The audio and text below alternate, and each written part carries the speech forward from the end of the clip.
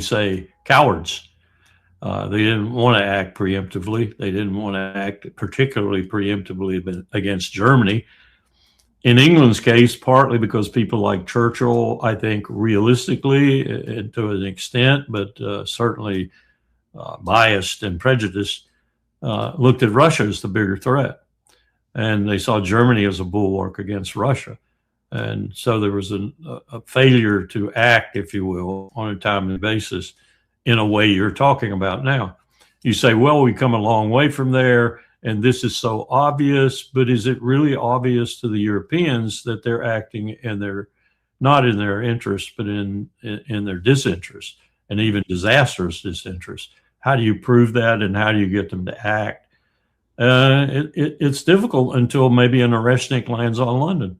And then it's a different calculus altogether because you've started a war and they are going to respond accordingly. So talking's over. That's the danger of this kind of escalation. But Putin is not what that poll just said. Putin is a very careful, calculating man. And if he does anything, I think it'll be by stages. And each stage will be carefully orchestrated to try and prevent escalation as best as possible. Now, if a nuclear weapon is used, it'll be a different matter. But using Oreshniks, in a sense, is almost like using a nuclear weapon without the after effects, in a sense, without the fallout and the mushroom cloud and all the rest that's symbolic of nuclear weapons.